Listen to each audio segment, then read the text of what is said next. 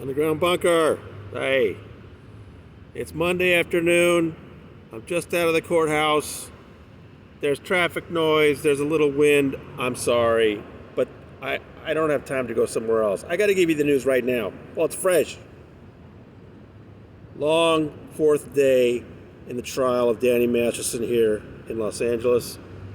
The first thing I noticed, Judge Olmedo was not wearing a mask today. That was kind of nice to see her face.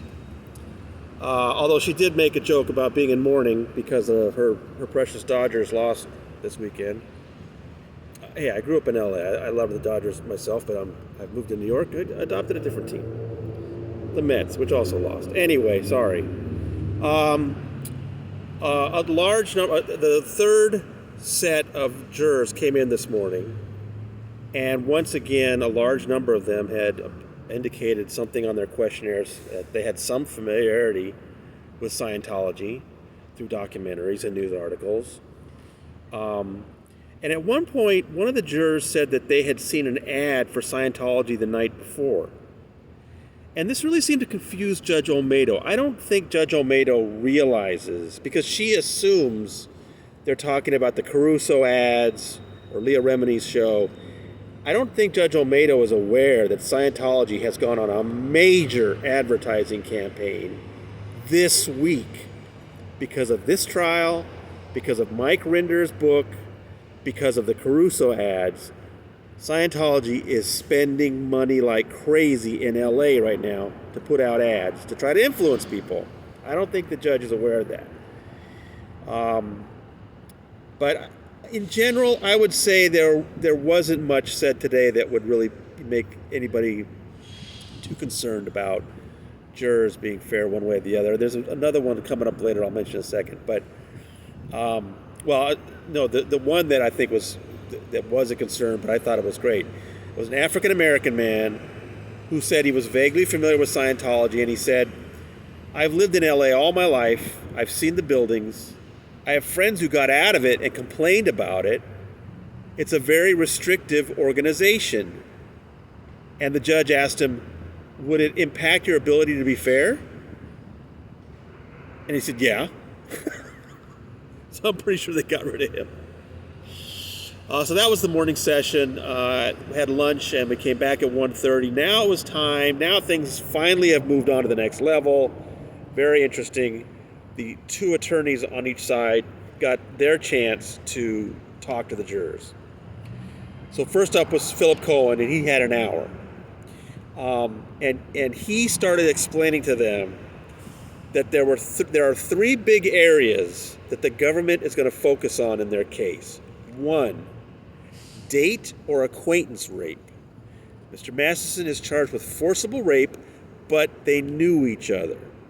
That's true. I mean, one of the women was in a relationship with Masterson for 6 years. The other two were not dating him, but they knew each other socially. Cohen also at this point brought up the Me Too movement.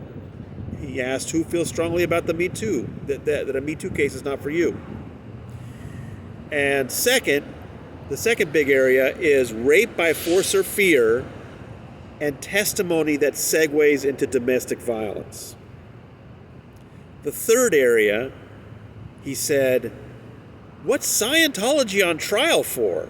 What are they charged with? Well, they're not. And at that point, Mueller objected and Judge Olmedo sustained. And so Cohen regrouped and formulated it this way instead. Scientology is not a party, but you're going to be hearing about it. So he kind of played it a little too strong there initially. And he asked them whether you feel so strongly about your religion or strongly against other religions, that's going to be an issue in this case. Nobody raised their hands about that. He spent quite a bit of time on concepts about presumption of innocence, of course. He gave them this visual. He said, imagine there are three very large jars in the courtroom. And he put his hand up about 4 or 5 feet high. And they're completely empty. And they've got a red line painted around the lid, the top. Now, as witnesses come on to the witness stand and give evidence and documents are brought in, that's sand that we're going to put in these jars, these 3 jars. And the question is, does it ever rise to the red line? That's beyond reasonable doubt. So he's given them a visual right away that there's this massive burden for the government, which I thought was, very clever on his part. Very well done. He did, again, come back to Scientology one more time later on as he was explaining these concepts. He said, the elephant in the room, Scientology. I only have one question for you as a group. Mr. Masterson is a Scientologist. The 3 women who are alleged victims were Scientologists at the time of the incidents. Does Mr. Masterson's former and current relationship and involvement and status as a Scientologist have any impact on how you view him with respect to the government's burden of proving charges? This is something I really need to know. The women as well, former Scientologists. Does any of that play into how you perceive them, believe them, and look over here at Mr. Masterson? Please, this system only works if you follow Her Honor's rules, and one of those rules is there's no bias. There's no emotion that goes into your decision. So he raised those things, but people didn't really respond, and there was nobody at that point really had anything to say about Scientology. Most of Cohen's presentation was about these 3 jars and filling them with sand and how difficult the prosecution's job is going to be. When it was then Mueller's turn, he then worked to, I think he wanted to ask them more about how do you feel about when somebody's on the witness stand, how do you judge their credibility? And got people to say some things about, I think he was trying to get them to say that it didn't matter what they looked like or how they talked, it's what they said that was important.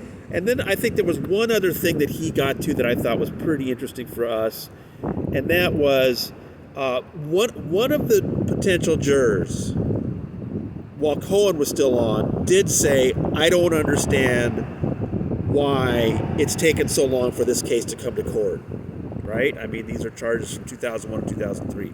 Very interesting. And it's interesting how how Mueller handled it. Is he said, what if, Cohen's immediate reaction was, well, I'm not supposed to give you any evidence in the case, but that will be something that's going to be dealt with in the case. And Mueller then tried to kind of get into that, and I think Judge Olmedo kind of steered him away. But at one point he did say something about, can you think of some reasons why somebody wouldn't come forward sooner? And one of the potential jurors just right away said, fear, retaliation. That's pretty interesting. And another person, and then Mueller said, well, would the person being accused have something to do with that? And one of the potential jurors said, it might depend on how much power they have and what kind of status they have. So that's pretty interesting. I think in general, there were few real red flags. They were getting rid of people all day, but I think they generally still have a very large group of people who say they can be impartial. What happened at the end of the day is the judge said, okay, you all have to come back at 8:30.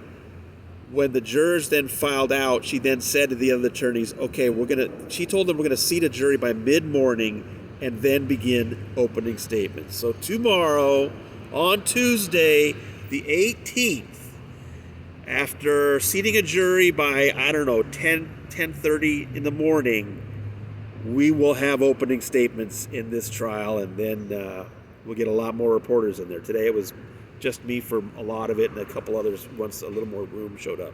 So, tomorrow, boy, it's going to be fun.